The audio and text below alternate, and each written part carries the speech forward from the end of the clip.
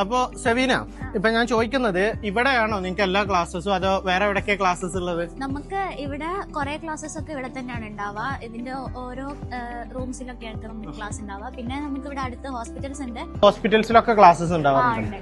Okay. ഇത് നിങ്ങളുടെ IT lab ആണെന്ന് തോന്നുന്നു അല്ലേ? ഓക്കെ. അവിടെ എക്സാം നടന്നുകൊണ്ടിരിക്കുകയാണ്, അങ്ങോട്ടും അല്ലാണ്ട് സൂം ചെയ്യണ്ട. പിന്നെ ഇത് നിങ്ങളുടെ റീക്രിയേഷൻ ഏരിയ ആണ്, അതായത് ക്ലാസ് ഇല്ലാത്ത സമയത്ത് നിങ്ങൾ വന്നിട്ട് പഠിച്ചുകൊണ്ടിരിക്കുന്ന സ്ഥലമാണ് അല്ലേ? ക്ലാസ് ഇല്ലാത്ത സമയത്ത് നമുക്ക് ഇവിടെ വരുന്ന പഠിക്കുകയും ചെയ്യാം. പിന്നെ നമുക്ക് റെസ്റ്റിംഗ് ഏരിയ പോലെ യൂസ് ചെയ്യാം. പിന്നെ ഫുഡൊക്കെ ഉണ്ടെങ്കിൽ നമുക്ക് ഇവിടുന്ന് കഴിക്കൊക്കെ ചെയ്യാം. പിന്നെ നമുക്ക് അവിടെ ഒരു വെൻഡിങ് മെഷീൻ ഒക്കെ ഉണ്ട്, നൈസായിട്ട് എടുക്കാൻ പറ്റും. ഓക്കെ, അപ്പൊ ഞാൻ അടുത്ത സ്ഥലത്തോട്ട് പോകാം. ഇതെന്താ ഇത്രയും കമ്പ്യൂട്ടേഴ്സ് ഇവിടെ ഇരിക്കുന്നത്? വളരെ കൂടുതലാണല്ലോ. ഇതെന്തുകൊണ്ടാ സെവീന?